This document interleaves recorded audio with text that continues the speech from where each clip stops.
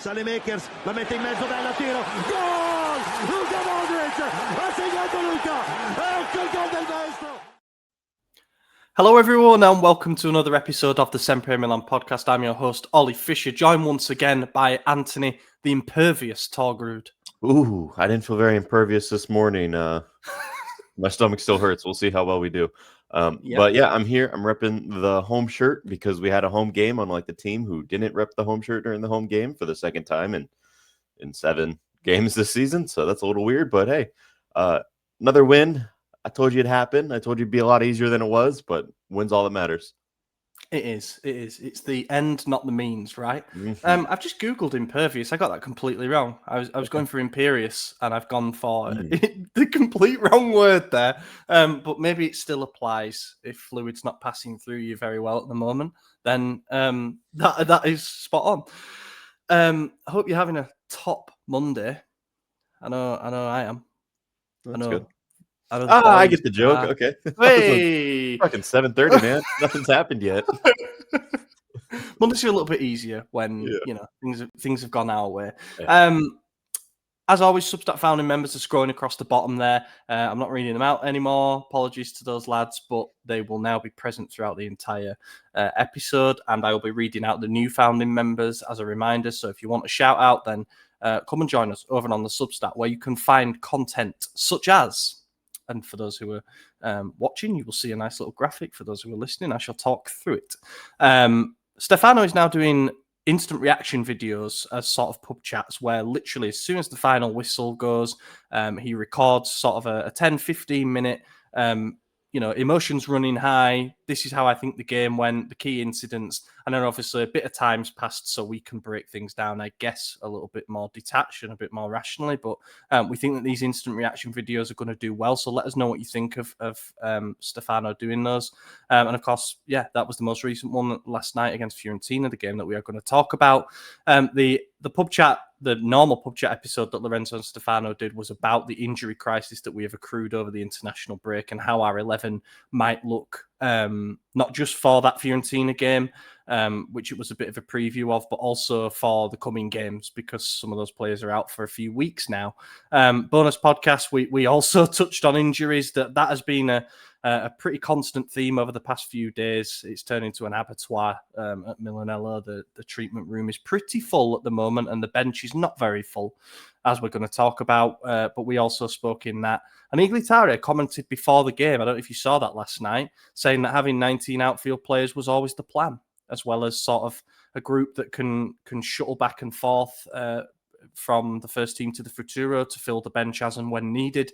Well, we didn't get close to filling the bench last night. Isaac's newsletter is there, which talks about, again, injuries. But there's a bulletin in there which recaps the key stories over the past week. If you like keeping up with the youth teams, how the women's team are getting on, there's a Mercato roundup in there, our features. And Isaac's most recent bonus article was all about the game down in Australia, assessing the financial side of things. We spoke about the sporting aspect of it in a bonus podcast that we did, the one before last, the penultimate one. But Isaac talks about in more detail about the economic side of things and why we might want to take a game out there, comparing it to the money that we will make from other competitions. Go try the Substack. It helps support what we do. It's our bonus content platform, and you could try 7 days for free. So if you're really in the Milan mood at the moment and you want more, that's the way to go and get it. All right, let's do it, mate. Pioli back at San Siro in need of a birthday gift. Is this his birthday? Today. He's 60 today. So he officially becomes a pensioner today. And he did not get a present from us. In fact, he might be unemployed. He could be, yeah. As of right now, he's not. There's been some very funny post-match comments from the Fiorentina side, which I think we will come on to. But Daniele Prade, the sporting director, came out after the game and said, "Don't blame him, blame me. I got a lot of money to spend, and so far it looks like I've spent it badly." Very rare that you see a sporting director so openly come out like that, but I kind of respect it. It's just what he said previously was a bit incendiary. I wonder what Pioli does to these people to where no one will blame him for results. Like everyone else will take blame. Like we fired Maldini before we fired Pioli. Who else did we fired? a bunch of people. It was everyone else's fault.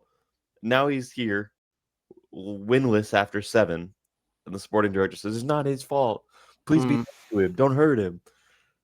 Get over it, people. Like, I think it's also because he will have had a say in appointing him, right?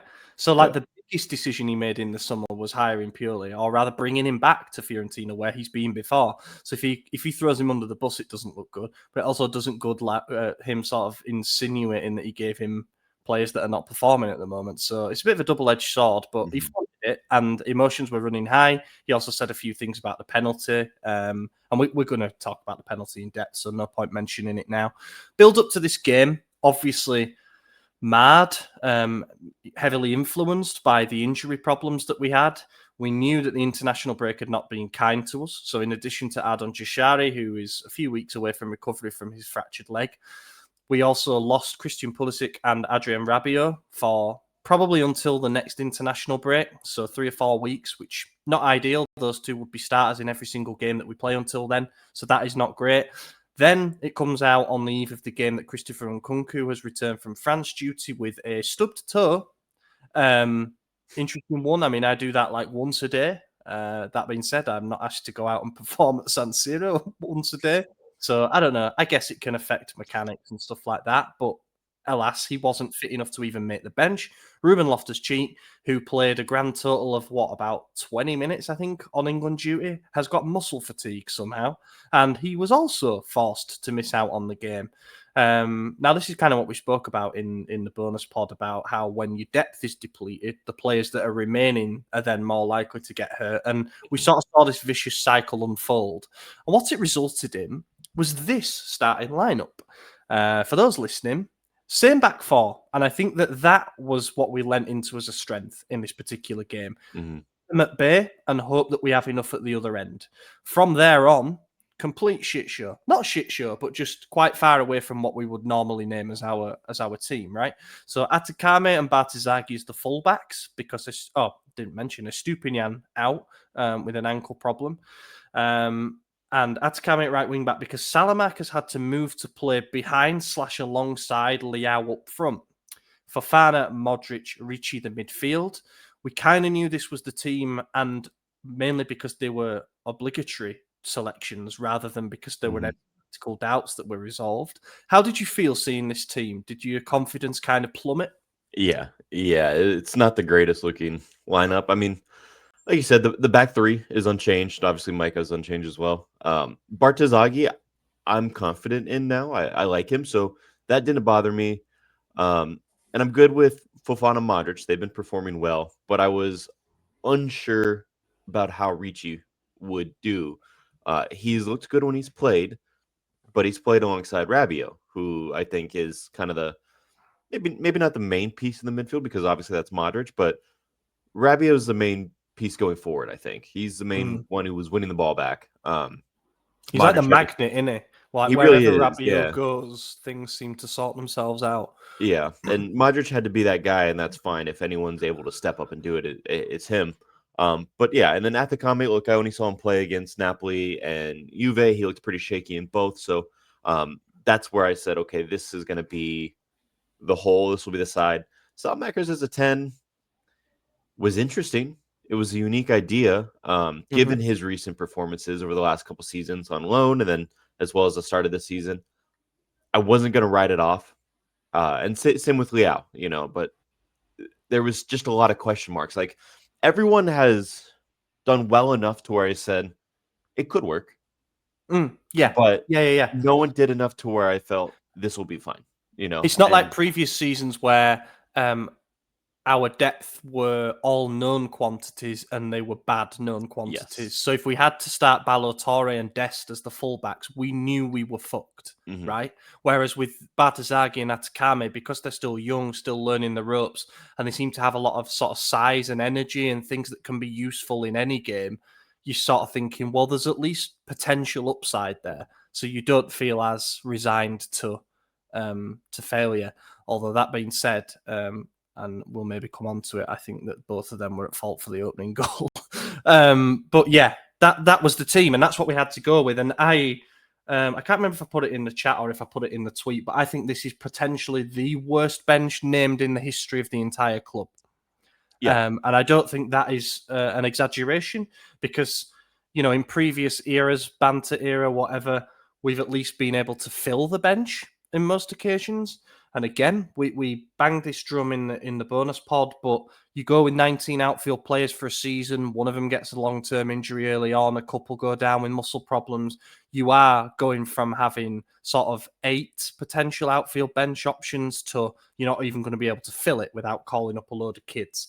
The bench reads as follows: Pietro Terracciano and Matteo Pizzarella, 2 goalkeepers. So of our 7 subs, 2 were goalkeepers and 1 an academy goalkeeper. Then you had Cone Di Vinta and Santi Jimenez. Those were the only senior options, really. Mm-hmm. Not bad senior options. If the rest of the bench looks good, then they're like, it's fine to have those 2 there. But like Jimenez being the only game changer, problematic, although he did change the game. Chevio Belentien, David Odogu, and Emanuele Sala. Sala's been doing well, it must be said, for the Futuro after shining for the Primavera. But yeah, it's just, there's nothing there. It's bare bones. And that's where you're in this situation. I can remove that now. Yeah. You're in this situation where it's like the starting 11 has to get it done. Yeah, absolutely. I mean, it forced our hand, which could be a good thing, right? It means we knew exactly who had to play and where, and so did the players. So that's how they got to practice. Well, actually, no, that's not even true because Loftus-Cheek got injured the day before the game. So yeah, he was expected to start. But yeah, we had more people injured than we did on the actual bench. I mean, that's it's unacceptable. You can't do it. I also must say at this point, one thing that really didn't help our cause is that the Futuro played like a couple of hours earlier. So I think normally they had a home game, but it just clashed. So if they'd have played that home game on the Saturday, I think the bench would have been full of Futuro players. But that is also like what we're saying is an upside of having it. Like you can call upon them when needed. If the fixtures clash, you can't. So there's a downside to it too. Yeah, and I don't know if it makes any difference, to be honest with you. I mean, those kids, they wouldn't have came on, right? We knew the subs. Yeah. And we know almost the order of the Futuro kids that will get called up. Like, we know it's going to be Valentien first. Yes. That's the only one that got the call. So, I mean... And Salah maybe, but yeah. Yeah, he wasn't going to come on, but a good experience for him. But yeah, that was it. So it meant that the game plan had to work, really. And... we've been in these situations before. It was kind of like a flashback to the trenches of, funnily enough, the Pioli era, where we often sent out cobbled together lineups, with Teo playing winger and Teo playing centre back even, and just mad stuff happening. Yeah. Players way out of position, Calabria holding midfield, and it's like we just have to find a way to get through this particular game and hope that the situation improves for the next one. This one wasn't quite so drastic with loads of players out of position and stuff. Salamanca's probably the only one, but it still feels like, the writing was on the wall. The circumstances were there for this to be a difficult night, and it kind of proved to be. That being said, at half time, as I mentioned to you guys, I was actually okay with our first half performance. I thought it was pretty controlled. We gave them absolutely nothing going forward. Gabbia did a fantastic pocket job on Moise Kean pretty much throughout the entire game, but silencing him was half the battle. Kept Fazzini quiet, forced to play out wide, and Dodo hadn't really got the end product going by that point, although he did produce some dangerous deliveries later on in the game. And we had the big chances. The 2 that stand out fell to centre-backs, unfortunately, in the box. But they came the same way. Free kicks, outswinging crosses, take a bit of a ricochet, fall to the man, sort of unmarked inside the box, and on both occasions, lashed over the bar. One of those where you wanted to fall to anyone but them. Yeah, exactly. I mean, in a situation like that, obviously the center back's the last person you want to be taking the shot.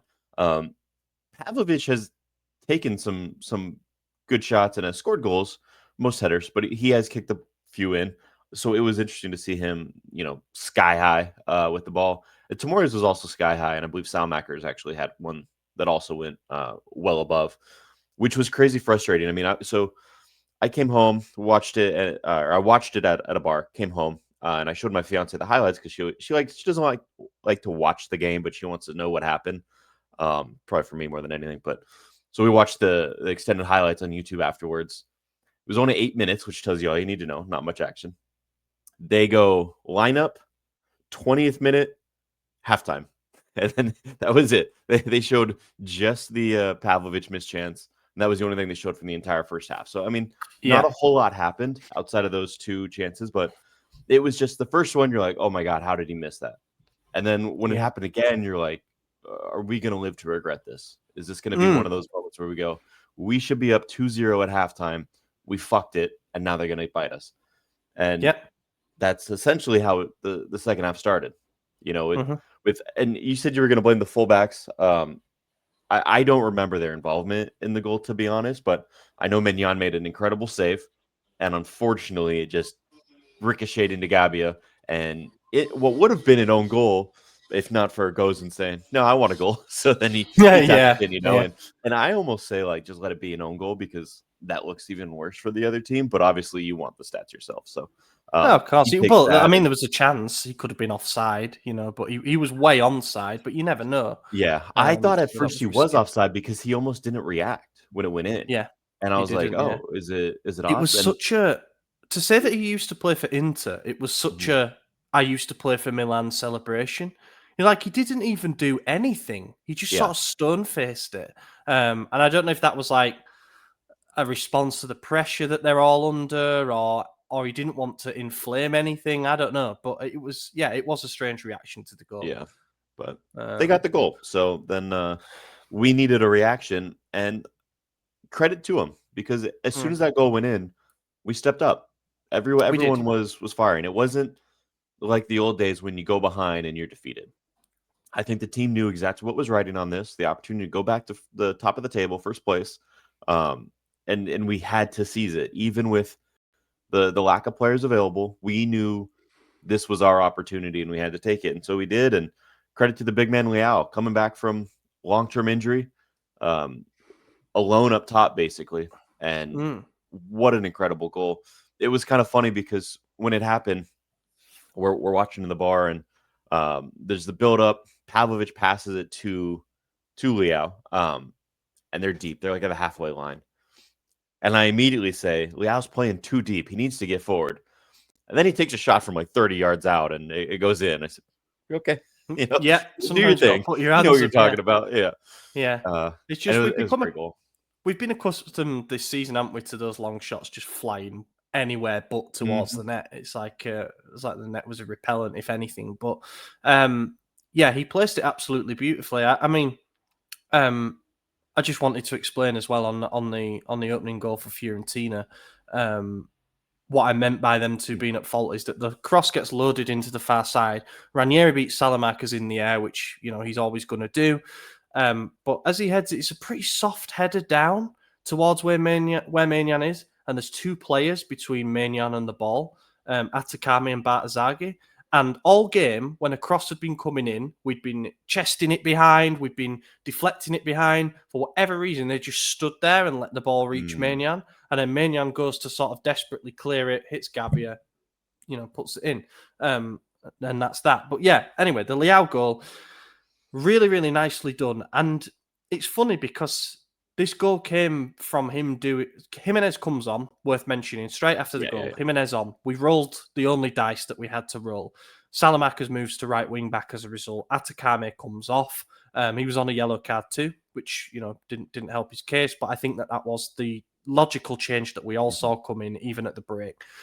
And Leao gets the goal from playing the position that Salamakers had been in, sort of off the striker, dropping into space to receive the ball to turn and try and make things happen.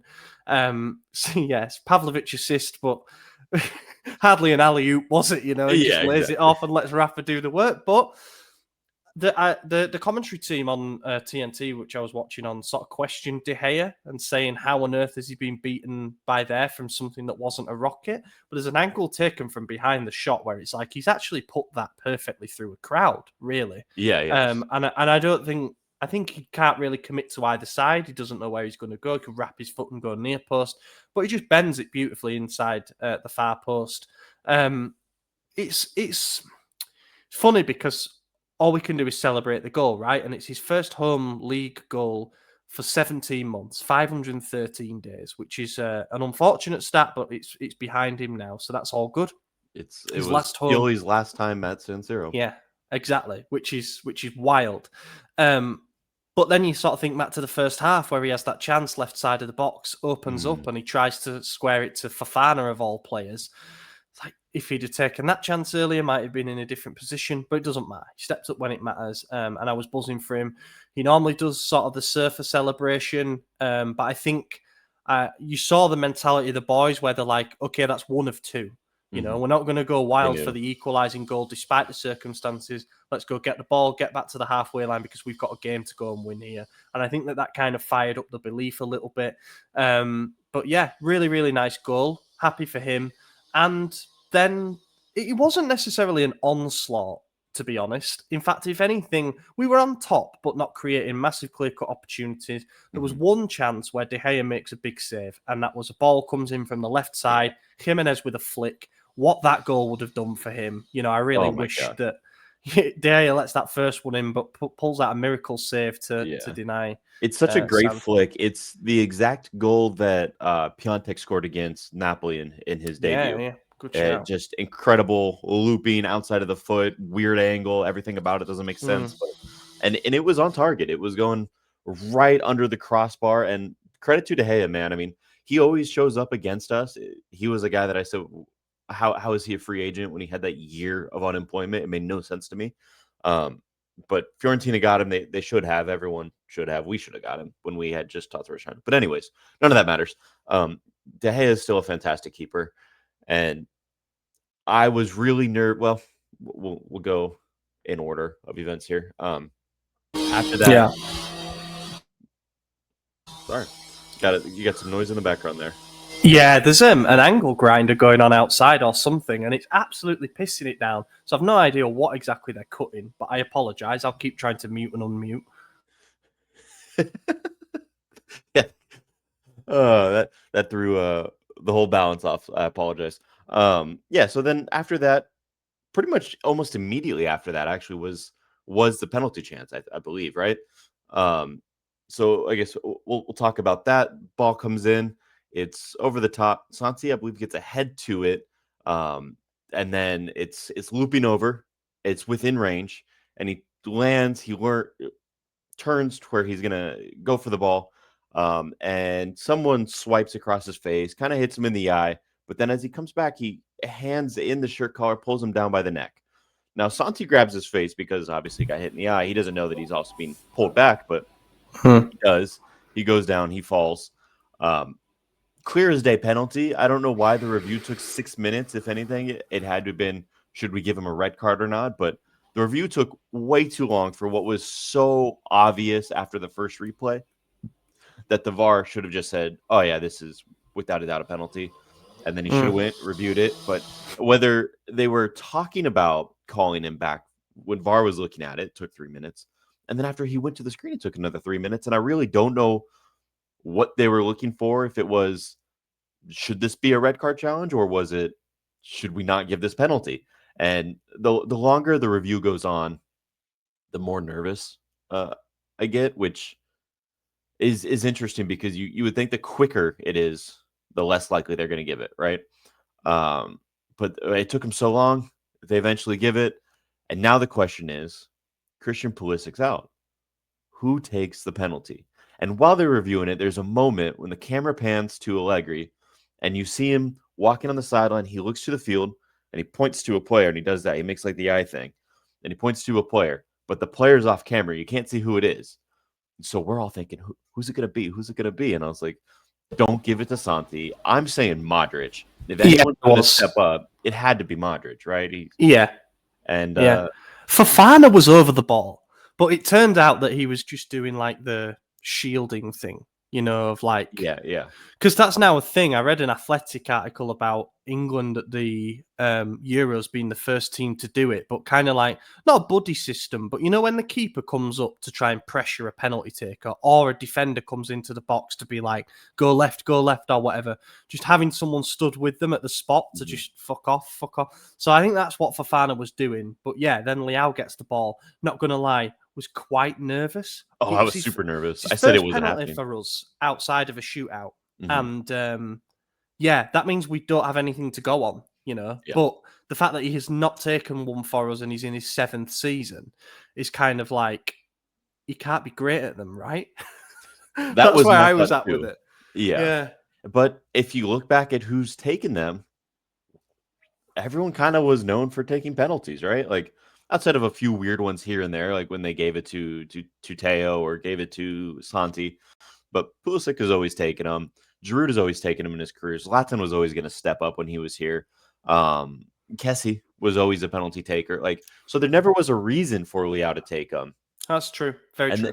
And when it was a strange person, it was a scandal when Teo would step up or Jimenez or any of the other random that people. time Tammy just ragged it and missed. Yeah, it was always scandalous that they took it. So, and one thing yeah. about Leao, everyone wants to question his work ethic, his attitude, but he's always been such a team player. I mean, you see him pounding the badge when the fans chant his name. He's always saying the right things in the media. Leao is a team player. He loves his club, and he's not going to cause problems by trying to take a penalty that isn't supposed to be taken by him. So yeah, true. Also, did you see that? I was going to say that the moment just before the game, it's on Serie A YouTube. They now broadcast the warm-ups without any commentary or anything. It's just various cameras inside the stadium showing the warm-ups. They do close-ups on players and stuff.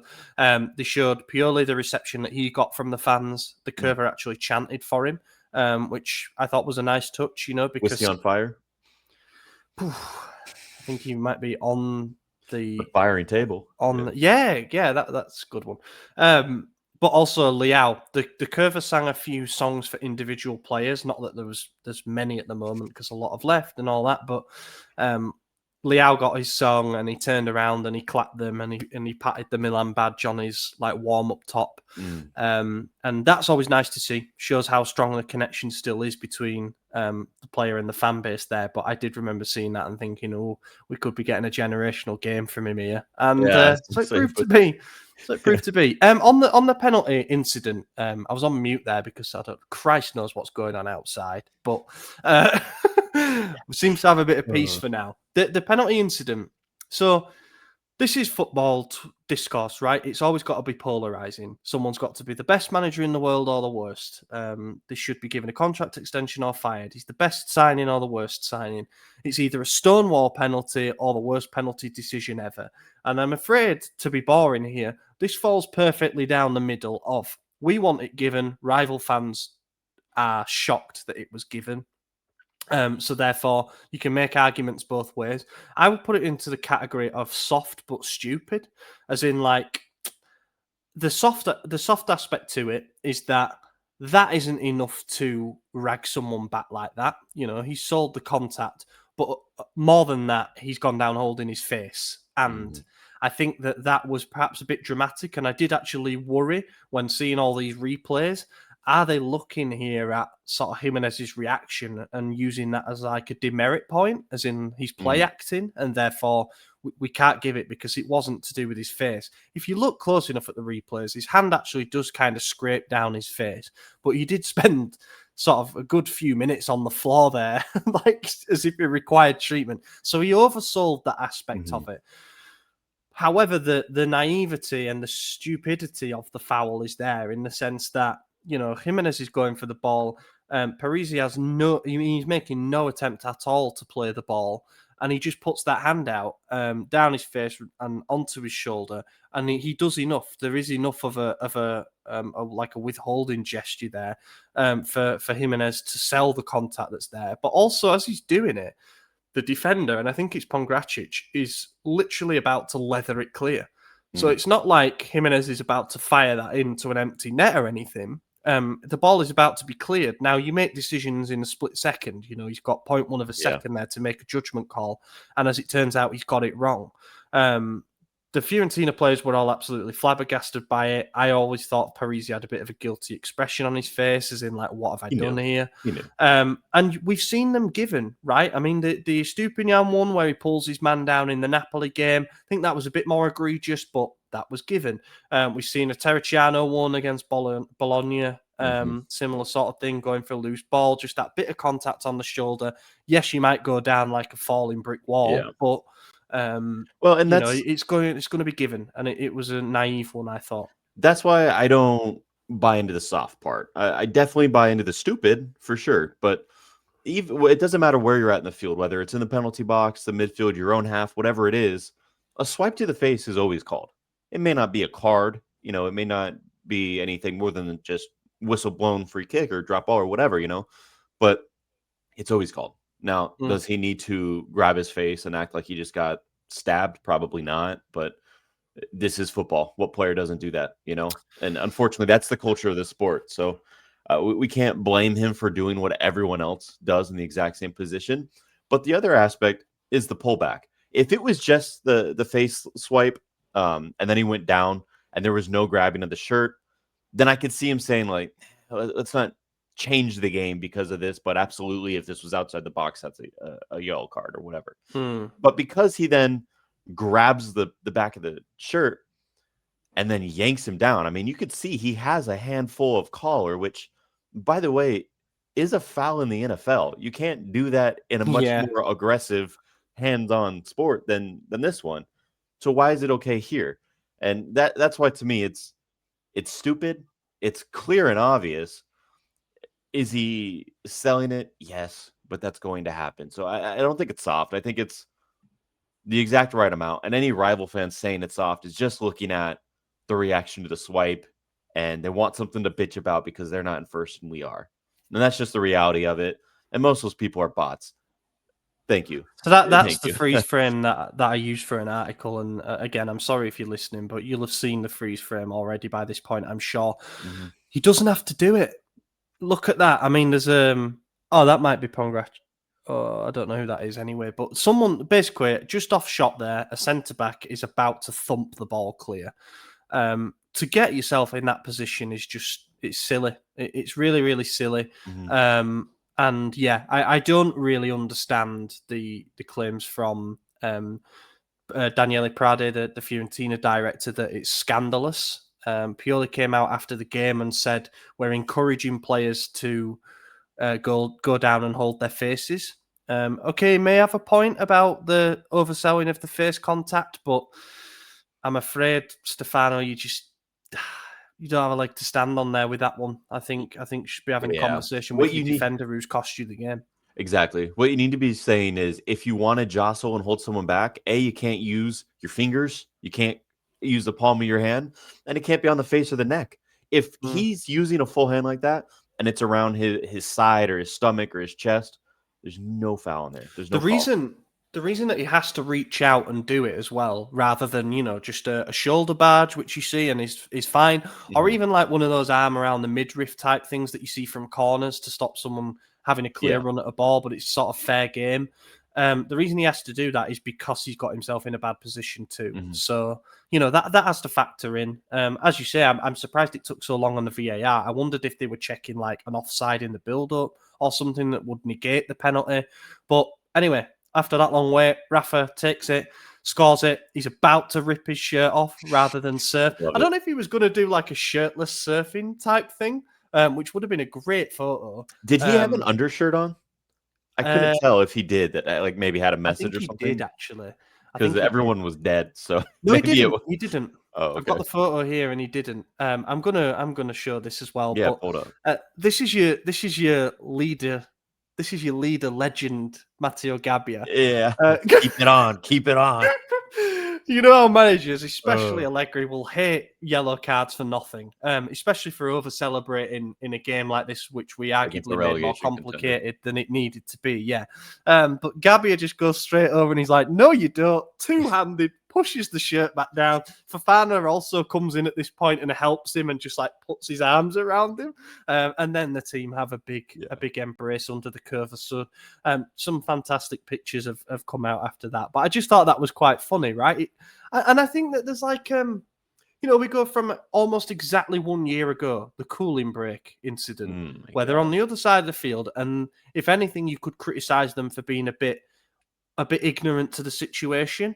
In this, even with all the emotion of that goal for Leao and the circumstances of that game and what it means to go top despite all the injuries, the fact we've gone behind, Gabbia is still got his head switched on and he's like, no, let's stop that yellow card. Yeah. And yeah, I just... Well, they know we don't have like anyone. That, little things. We know we don't have anyone on the bench until almost December.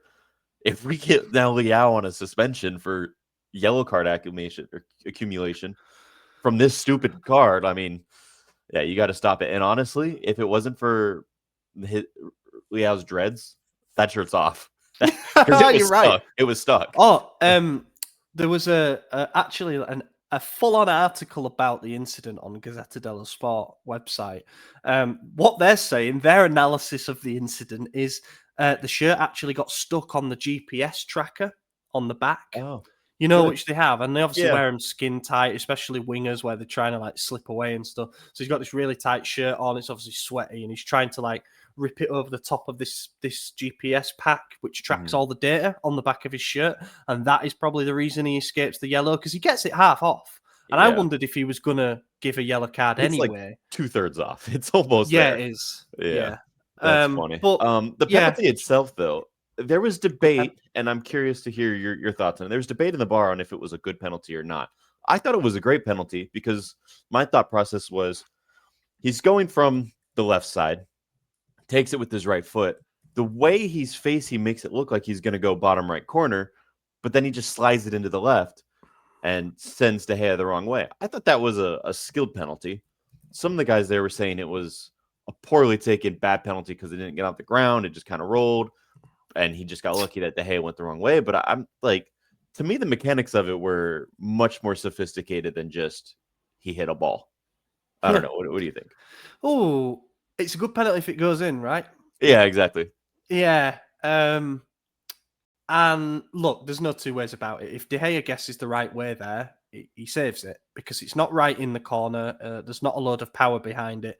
But I think you're right. I think the approach and the mechanics, the body position, maybe the eyes, don't know, can't really see, but sometimes that does it. All of that adds up to sending a goalkeeper the wrong way. You know, you've got to hold your nerve, and that is part of it. If you can send the keeper the wrong way, you're giving yourself a 50% or more larger chance of scoring that penalty. So I'm more leaning towards that, because I think you think about the last penalty as well, the one that we missed, the Pulisic one against Juve. It's almost the exact opposite, right? He goes for power and roof of the net. You better get it on target if you're going to do that, because otherwise it ends the way that it did. With this, it's more like, well, I'm going to put it on target and back myself to send De Gea the wrong way. And thankfully it worked. You know, that is, I'm not going to lie, I had a feeling he wasn't going to score. I did too. I really did. For sure. I was like, it's not going in. But so to slot it in with such composure, and again, it looks a great penalty because the keeper has gone the wrong way. But yeah, a good penalty is one that goes in. That's my analysis of it. I like it. It really is a lottery, though, isn't it? You know, you look at shootouts. I don't know why. This is the first one that pops into my head, but Manchester United are a far, far better football team than Grimsby Town, aren't they? Right? They've got far better technical ball strikers. Maybe not. They beat Liverpool yesterday. But they've got far better ball strikers. They've got players that are used to dealing with higher pressure. You know, they're playing in front of 80,000 every week. They lost a penalty shootout to Grimsby. And Grimsby scored something like 7 in a row to win it. So that is how mental penalties can be, just in general, as isolated incidents and everything. Yeah. We know that they've been bad. You know, prior to that one yesterday, we'd missed 7 of our last 13. So miss over 50% is remarkable. I'm not going to go so far as to say he's our new full-time penalty taker. No. I still think that'll be Pooley when he's back from injury. And who knows? I mean, Allegri said he's going to stay as the penalty taker for the time being, but it won't surprise me if we get one next game and Modric steps up, you know, because then they're not expecting it. But good pen, whatever. Good winning moment. Enjoyed it. Look at the stats quickly before tops and flops. Balance of play, 2.56 XG to 1.07. I think a big bulk of that will be the chances for the centre-backs and that Jimenez shot, and then obviously the 2 goals. But the first goal will have been a low XG shot. Because when they yards out. When they count a big chance, do they include penalties in that or no? Yes, a penalty is a big chance. Okay. Yeah. I know in reality it is, but I don't know for stats. You know, but to counter that, the goal will not have been a big chance. because of the range. As in the first goal. The first one. Okay, gotcha. Yeah, so the other two big chances will have probably been Pavlovic, Tomori inside the box. Yeah, 14 total shots to 5, 4 shots on target to 1. We only had 1 corner in the game. That feels like a rarity that we have so few corners. But basically, we dominated the game, and that was good to see with such little resources at our disposal. You know, it's a job done. Top of the match. Sorry. Cool. No, I was just going to say, I've noticed we don't get a lot of corners this season under Allegri. And I think it's because the formation we play is so direct on goal that all of our shots are going at the keeper for the most part. They're not trying to go across the face of the goal or anything like that, where they could be headed out wide or defended. It's either they're saved or they're in, or they go above. So, but go ahead. I was just going to try and find who's leading Serie A for corners. It ain't us. I'll try and look for that in a second. But yeah, my top of the match is, you'll never guess who, Rafael Leao. Oh, it's not Bartazagi?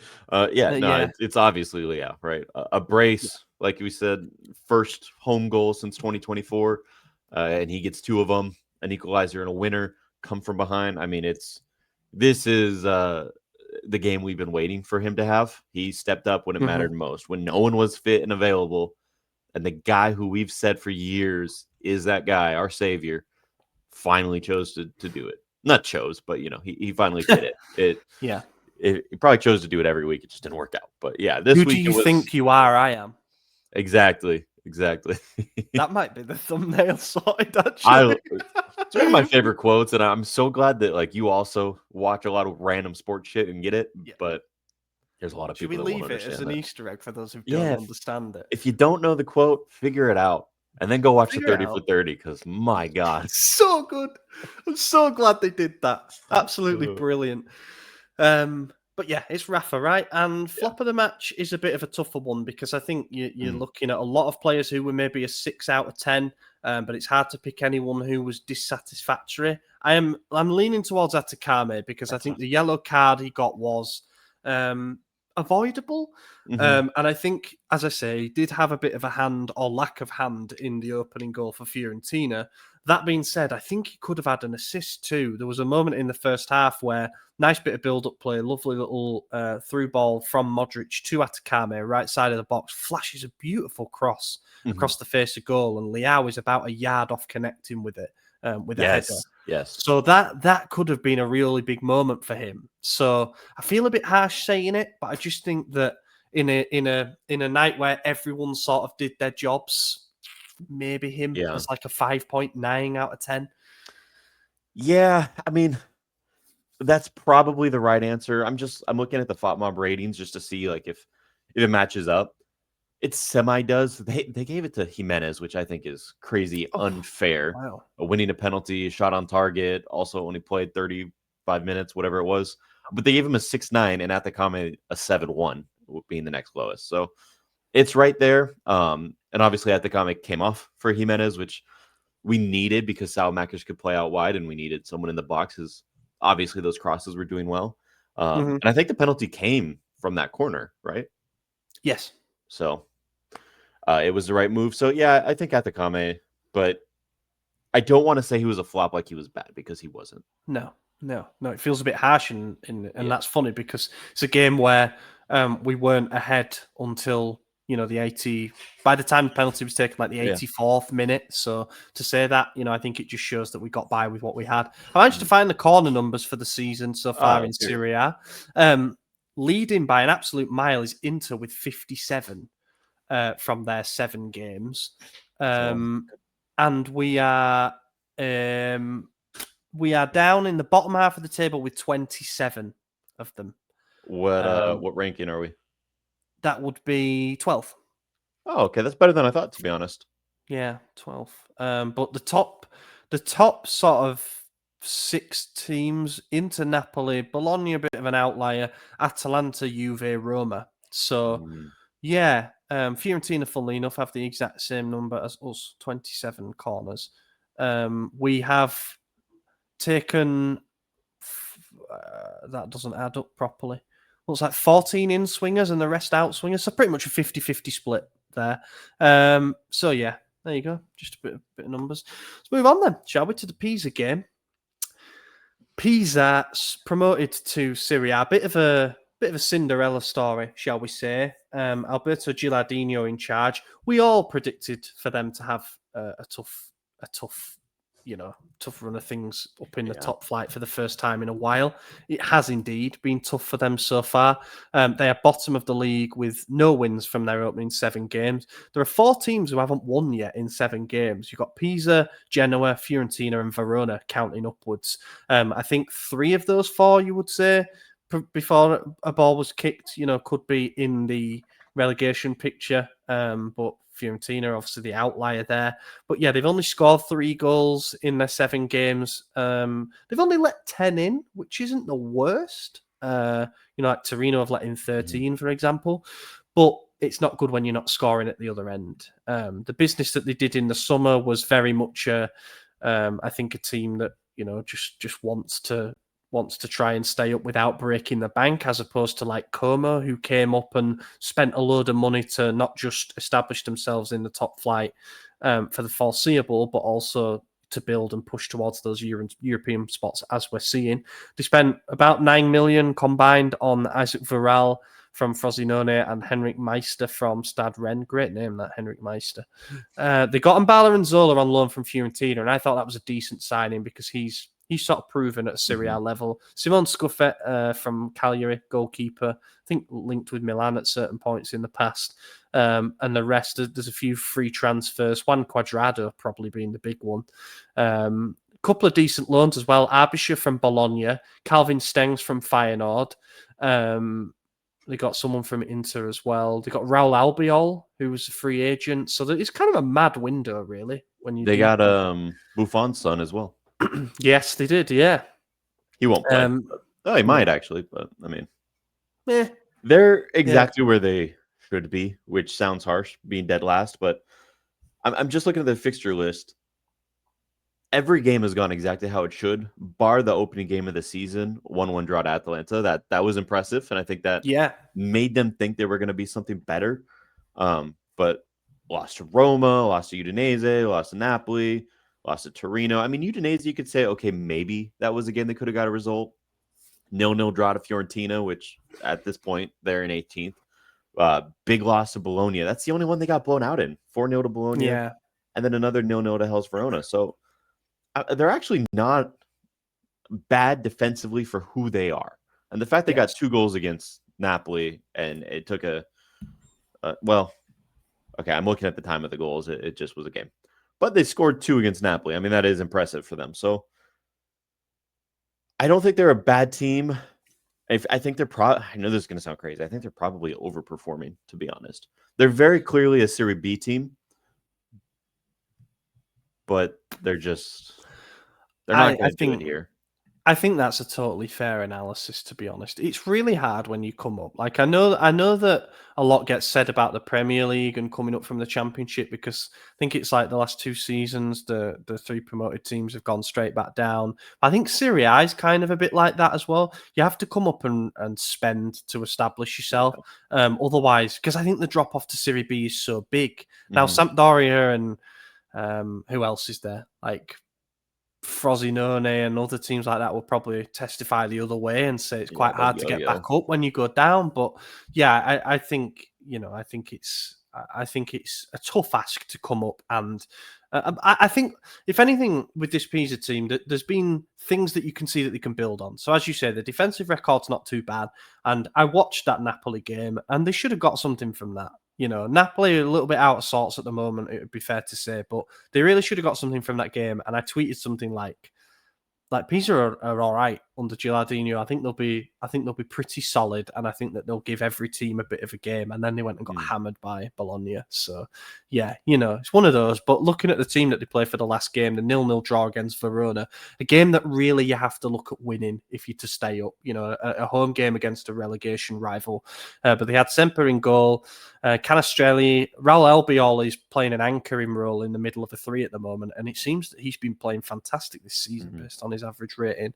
Caracciolo, then you've got Leris, Marin, Abisha, Akan Samiro, Angori, as the midfield 5 line, and then Anzola and Moreo up front in that last game. They brought on Quadrado, Bonfanti. That's about it. I think that's Marco Marin as well, the midfielder. I think ex-Chelsea, him. Yeah, so it's not full of big names. It's not making me quake in my boots or anything. I think the only thing that could... It's more injuries, right? If there's any more injuries, then we're looking at it being a bit of a tough situation for us. But if we can wheel that same lineup out again, potentially plus Nkunku and Salamakas moving back to his right spot, Loftus-Cheek as a bit of a throw him on the bench, and we get some players back basically to kind of help our cause.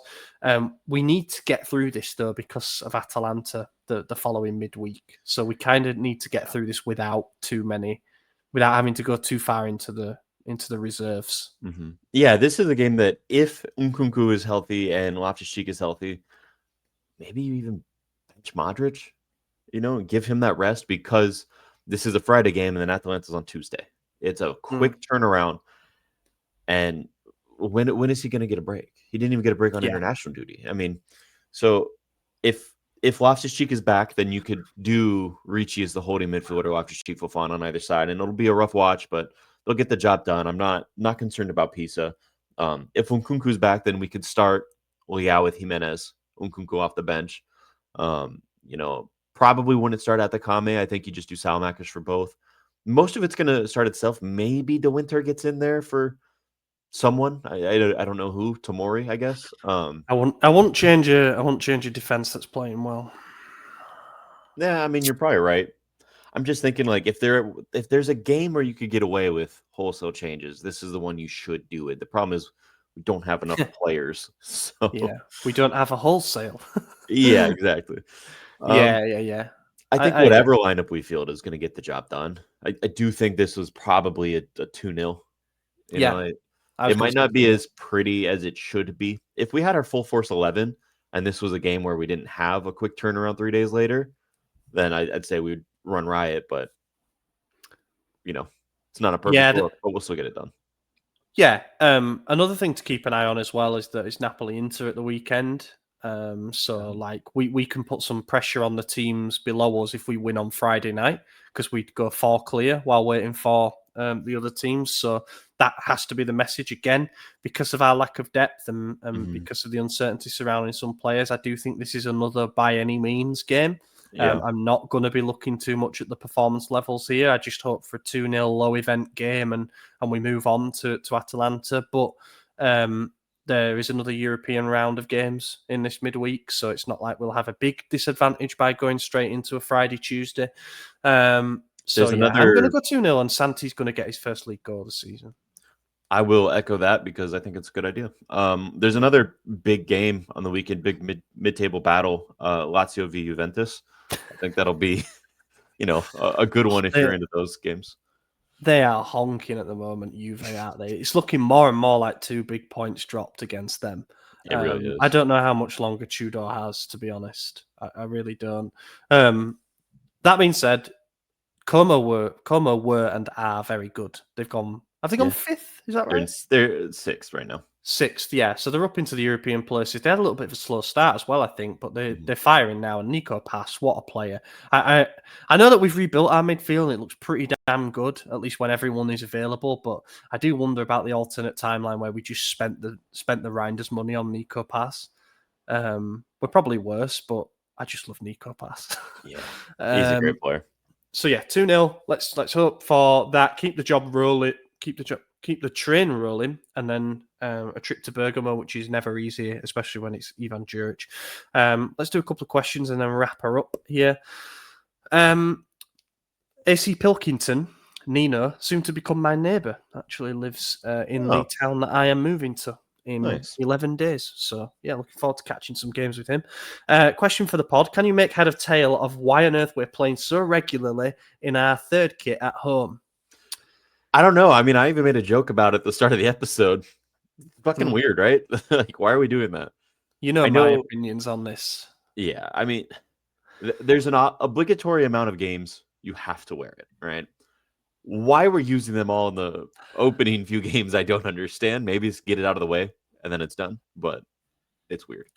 It is incredibly strange. Also, so that there's normally, if there's a quota, it's normally because there's different sponsors involved. So sometimes you can have teams that have a slightly different sponsor for away and third kits. And for example, that's happened at Huddersfield before, where we've had different sponsors for all shirts, and you legally have to plan out the shirts you're going to wear, basically, and how many times they each get a run out. In this particular case, it's the same sponsor for all 3 shirts, so there's not that. If it's like to drive sales, well, the yellow third shirt is by far the best-selling third shirt we've had in the last few years, at least based on the figures that the club let out. So it can't be that. I think they're just doing it for vibes, and that's the worst possible thing, you know? There's no good reason. Look, I mean, I put this tweet out every single time that it happens, right? And there's always some smart ass who replies like, "It's just a shirt. What are you getting so worked up about?" Fuck off, right? You're probably the same twats who don't care about the fact that we're playing a game in Australia because it's just a game, right? If you let the traditions just fly off, then how long is it until we're playing in black and blue at home? You know what I mean? Like, bin it. Just wear the home kit at home. And in fact, I'm one of those who is the Milan shirt, the primary shirt is red and black stripes. It's not like a home shirt. That's our first shirt. Those are our colours. So even wear it in away games when you can, because we're red and black. That's our colours. That's our team. And yet you see it where, like, you know, even when we could wear a home shirt, we're wearing the away shirt and stuff. I'm really traditionalist on those kind of things, but it winds me up. I mean, I'll take it a step further. I think it should be very, like, static, concrete. You don't have a choice. You wear your home shirt at home. You wear your away shirt when you're away. And the only reason you have a third shirt is if there's a clash for your mandated shirt you have to wear. Like, if we're away to Juventus, we have to wear our away, and they have to wear their home. They're both white. So that's the game we use the third. No other game. You know, you do it like that. Or if it's, you know, we're home and red, well, then the away team would do it. So it should only be an away shirt. And I'll take it another step further. I don't think fourth kits should exist. I buy all of them. Don't get me wrong. I'm the reason they exist, but I don't think they should. Unless it's a very special occasion like the 125, which even then, that's a weird year to celebrate, right? Like, why 125? Yeah. Who looks at that and goes, that's an important year? You know, like, I get it. It's a nice number, but it's not that important. Like 100 year, 100%. Centennial, you do it. 50 year even, sure. Beautiful shirt. But just to have one for, like, I don't know, a collaboration with Off-White, or what are the other ones we did? Pleasures, Coquet. Yeah, that was like Seaman. None of those need to exist. I've bought all of them. Don't get me wrong. I am a hypocrite in the sense that I will buy whatever slop the club feeds me, but it shouldn't exist. You can still complain about the slop, right? Yeah, exactly. And also the wallet, because these are usually like twice as expensive as the main ones. Yeah. I mean, we used to make fun of Napoli for releasing like 7 shirts a year. I mean, they had one with the fucking reindeer on it for Christmas. They had a pumpkin for Halloween. Like, they literally did a holiday season. Yeah. Insanity. And now we're doing it, and we're getting away from just a fourth shirt. Now we're doing a home and away fourth shirt. So we have 5, and it's getting ridiculous. Oh man, it's like we're gonna wear this fourth home shirt. It's like, all right, well, what's Maignan gonna wear? Oh, well, he's gonna wear the away shirt. And then when we're away, we could have flipped, and he'll wear the home shirt. It's like, whoa, what's going on here, lads? This is getting ridiculous. Yeah, I don't like it. People can say that I'm being like, oh, we are being over dramatic about it, but I just don't like it. It's just another area where football is dying to me. One thing I will say is, I know you brought up the Juve example. I was quite happy that we wore our home kit in that Juve game, because it's like, it's nice. I remember we always wear it against Inter as well, for obvious reasons. That's what you think of. It's red and black, blue and black. But there was that one season, it was the Zapata 97 season, where they made us wear our white shirt. Yeah. You know, and that was just so wrong.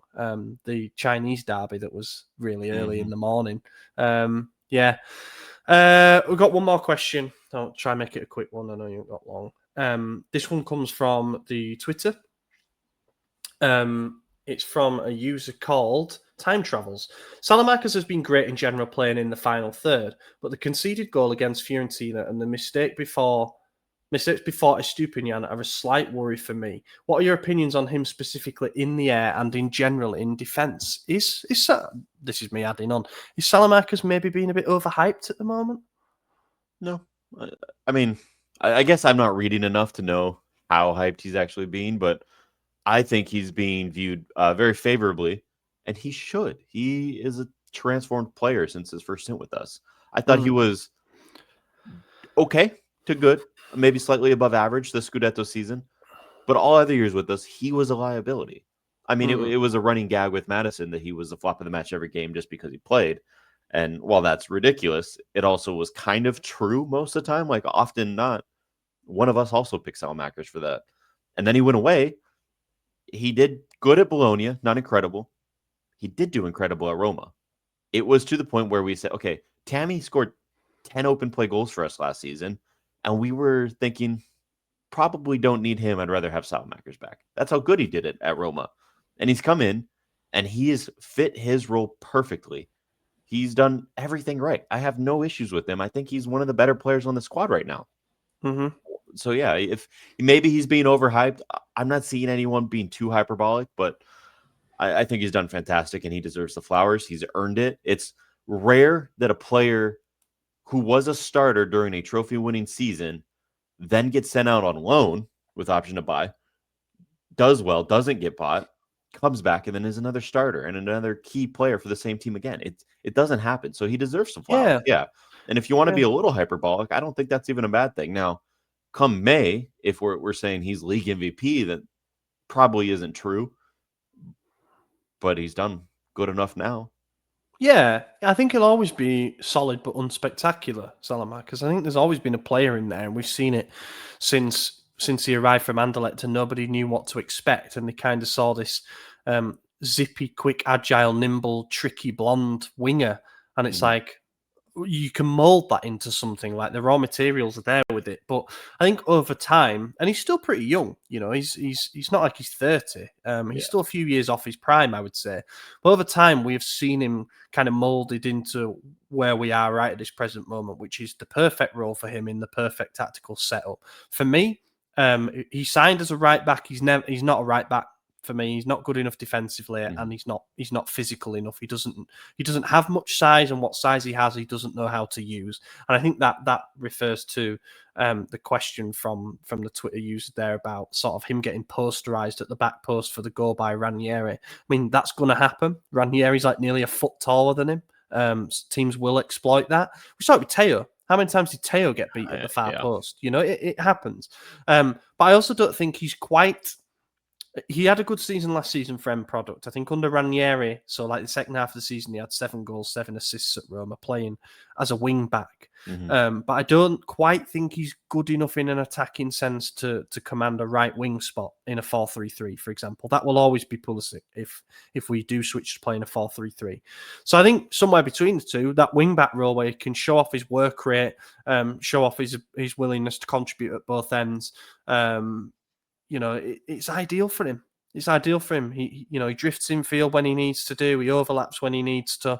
I think if anything, he gets a little bit lost, as we saw last night in the Fiorentina game, where he was trying to play central and link up with everybody, but he had a couple of moments where he dropped a shoulder and he got round his man, and that's the kind of player that he is. But finding that end product was going to be difficult in that central area for him. Whereas, I think the wing-back role is absolutely ideal for him. And this system and the midfield that he has next to him, having Pulisic ahead of him, obviously he's injured at the moment, but that has been useful for him. I think having a covering centre-back like Tomori as well has been useful for him because you've got the pace and the recovery there. So I'm happy with him. Really, really happy with him. Happy with most of them, to be honest. It's nice to watch games and feel invested again because the result means that we don't move from 8th to 8th. We move from 4th to 1st, which is exactly what we did. So we're back on top. It's good stuff. Bring on the Leaning Tower mob on Friday. Let's hope that we are. Knock it over. Knock it down. Straighten it up. I don't know. You can just make it not lean. Like architecture has come on enough.